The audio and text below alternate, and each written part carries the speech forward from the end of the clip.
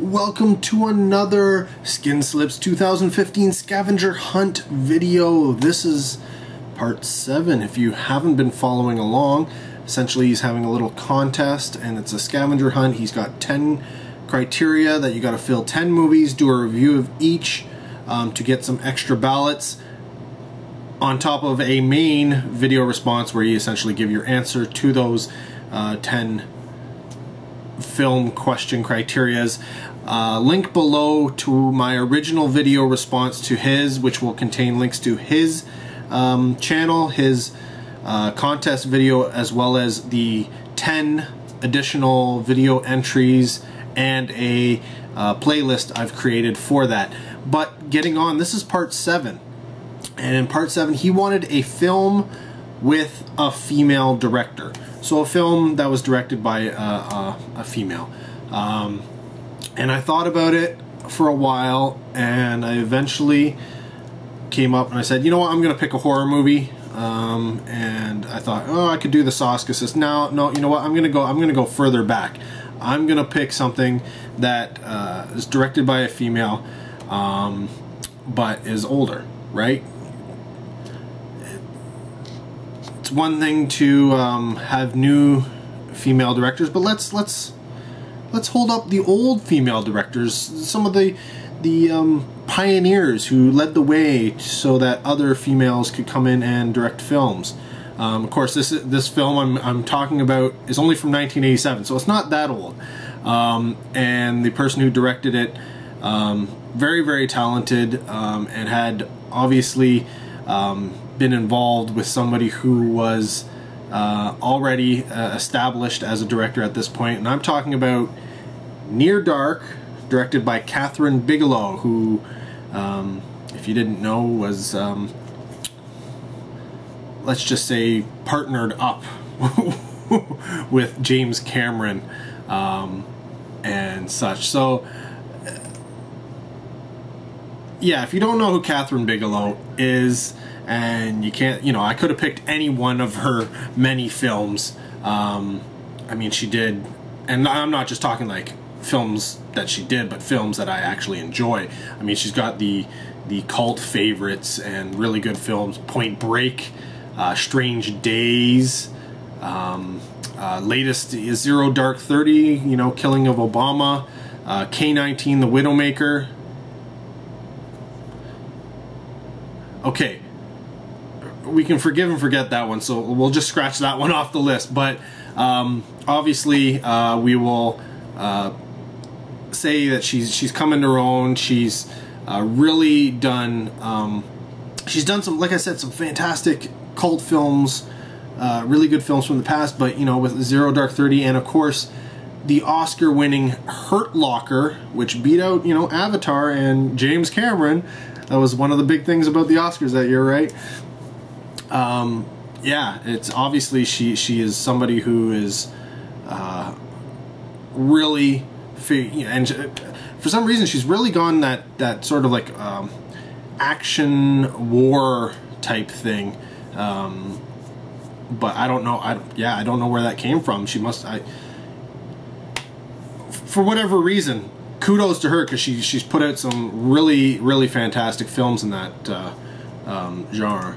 So, what is Near Dark? What is Near Dark? Well, Near Dark is the vampire movie that's not a vampire movie. Everybody, you know, goes on, and it has, you know, has all the tropes of a vampire movie mythos, but nowhere in this film is the V word used, or any other version of a vampire or other, you know, mythology for vampires. But essentially what ends up happening is takes place in sort of like rural country USA, and it opens with a young teenage boy and a young teenage girl in his truck type thing, you know, and he's looking to score. He's picked her up, and you know, he's looking to make out. He's looking to get a little play here, and she eventually clues into, you know what, it's going to be dawn soon. The sun's going to come up. You know, take me home and get me out of here.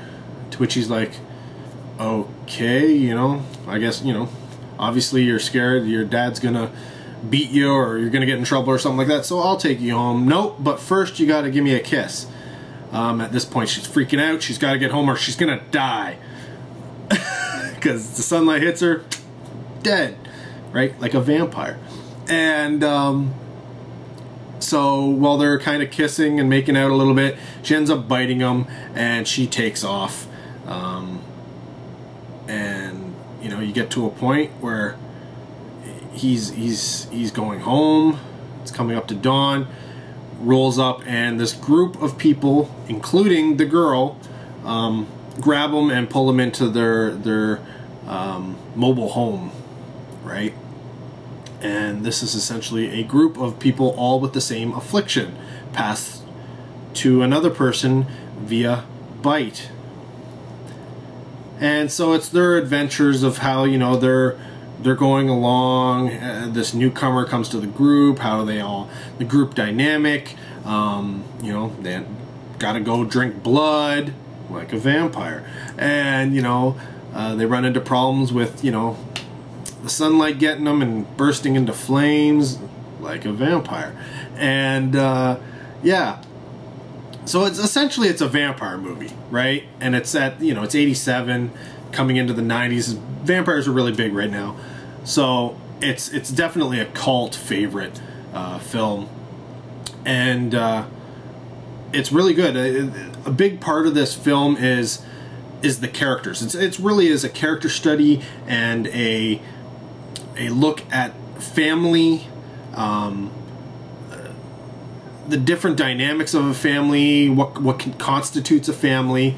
In this one, it's got a young boy vampire who's actually really old, but obviously he was turned when he was younger, and you know, sort of like a momish figure and an older dad figure, and sort of an older brother, the bad boy of the group, I guess. You know, like he's a little bit of a loose cannon. And then of course you've got the family of the boy who is trying to find their son.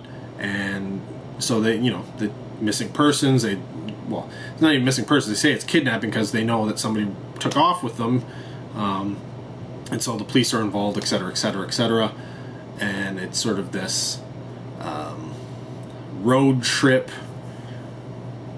meets vampires meets criminal element, if you will. And yeah, I really dig it. I really dig it. A lot of it has to do with the cast in the film.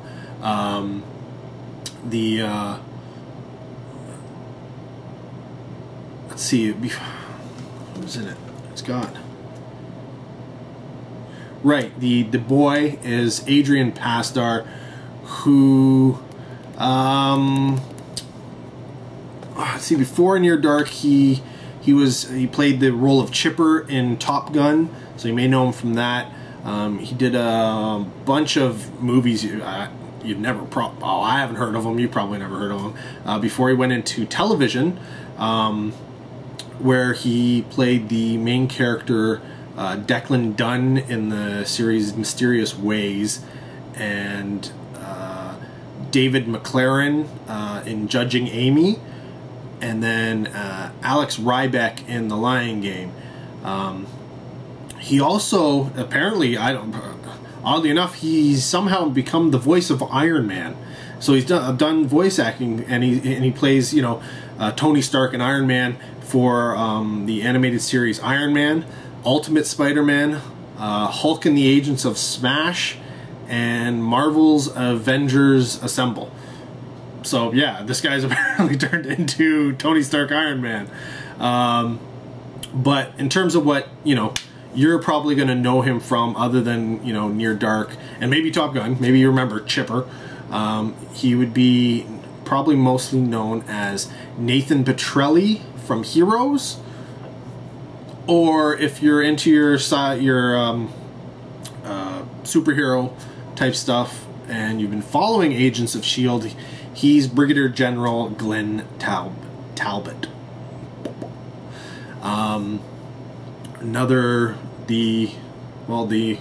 The girl, his girl, the one who turns him, Jenny Wright. Never done really anything. This didn't really launch her career anywhere. She has done a few movies that you might know her from or recognize. I, Madman, Twister. This is probably not the one you're thinking of. This is the comedy from 1989 starring Harry Dean Stanton. I don't know. You know what? I don't know too many people who's actually seen that movie, so maybe you wouldn't recognize him from that. But Young Guns 2, Blaze of Glory, and of course The Lawnmower Man. Next up on the list of people you may not know but were a main part in this film was the kid, old man trapped in the body of a kid type thing. Joshua John Miller, who again really hasn't done much of anything, which is sad. Before Near Dark, he had been in Halloween 3 Season of the Witch. He then went on eventually to do Teen Witch, Class in 1999. I think he's probably most known for Death Warrant other than Near Dark. I mean, he's got a main part in Near Dark, so you'd know him from that. Or I think his last film was The Wizard of Gore. I don't even think I've seen that one, but yeah. Then you can move on, and the rest of the cast is essentially filled out by,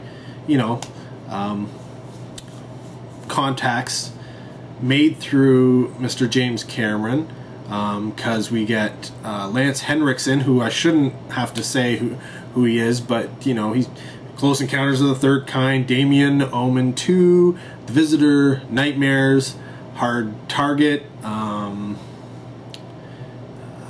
Escape. I actually really like No Escape. Color of Night, The Quick and the Dead, that weird film Powder, The Pit and the Pendulum, and where most people I think are going to know him from is perhaps his one of his TV roles, Frank Black from the Chris Carter series Millennium, in relation to the X-Files. Came around the year 2000. Or the Pumpkinhead, the classic horror film, as well as Pumpkinhead Ashes to Ashes and Pumpkinhead Blood Feud, later on sequels to Pumpkinhead, where he reprised his role from Pumpkinhead. And of course, the James Cameron films, The Terminator, and where most people are going to know him from is Aliens. He is your cyborg relations, right? And then he reprised that role in Alien 3. He's Bishop, right? Another alumni, James Cameron alumni, is Bill Paxton, guy I absolutely love, from Mortuary. I think I did an unboxing or a review of that one at one point. Weird Science, which I really love him in, as the character of Chet. Predator 2, Slipstream, Brain Dead, U-571, Vertical Limit, Navy SEALs, Trespass, Tombstone, Apollo 13, he has a big role in that. The Colony, a film which I really love, I believe it's Canadian. And of course, Twister, the Twister you're actually thinking of.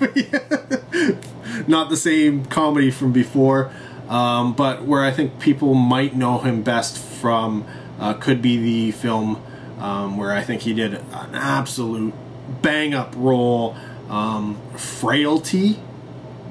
Or if you're into television, he's the man with all the wives from Big Love. And then of course, his roles in the James Cameron films, The Terminator, which I've already mentioned it. I wish they'd gotten him to reprise that role in Genesis. Aliens, game over, man, game over. You know who he is. Titanic, he was in that too. Or True Lies. Come on, man, that guy's like a huge James Cameron alumnus. But there's also another James Cameron alumnus in this film, and that's Jeanette Goldstein, who really hasn't done much else. She was in Lethal Weapon 2, and then of course the James Cameron films as honestly it's one of those things that hits you over the head once you realize who she is. But she's Private Vasquez from Aliens. Yeah, the girl with the big gun. And she also was in Terminator 2. So yeah, huge amount of you know, a lot of alumni from James Cameron in this film. So there's a lot of recognizable faces. A lot of people who have gone on to do stuff that you know, or had roles in films in the 80s and 90s that you may recognize.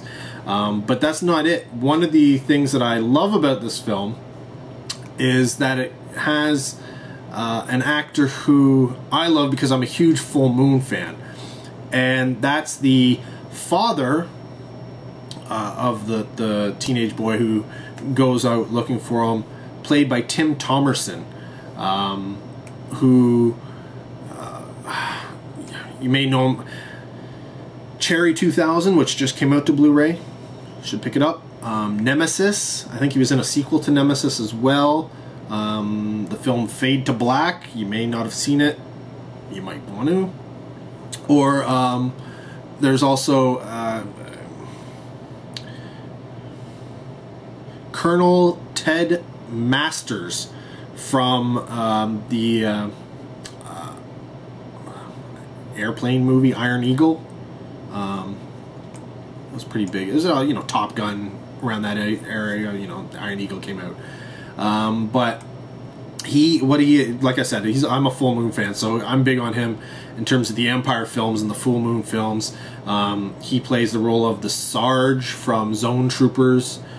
He's also in Metal Storm: The Destruction of Jared Sin, which I really want to get a 3D release now that 3D is so big. It was done in 3D. It was one of the early 3D films. Well, not the early 3D, but I think one or two films that Full Moon did in 3D. But he's mostly well known as Jack Death from the Trancers series, or say Dollman, who later reprised as Dollman versus Demonic Toys. He's a great character actor. He's done a whole bunch of stuff, like small parts here and there, but these are the main ones where, you know, people knew him from. So yeah, I mean, it's everybody in this film is just awesome. I mean, even the young actors who really hadn't done anything up until that point. So in that sense, it's a good watch, and I can, you know, I don't pull it out all too often, but I mean, Near Dark, well, I mean, look at this release. This is a huge, it's a 2-disc set, put out by Anchor Bay. It's, you know, deluxe set. It's got a booklet in it. Obviously, that means the movie, you know, means something to people. Yeah, I mean, to me, I wouldn't call it a classic so much, but I would call it a fun film to watch. If you're into vampires, you should check out Near Dark, because, you know, it's, I don't know, it's got all the people you'll love. It's got vampires, it's got people on fire, it's got gunfights, it's got bleeding. You know, it's just a lot of fun, and it's really well written. It's well written, well acted, and of course with Kathryn Bigelow, you know, it's well directed. So it's a tight package.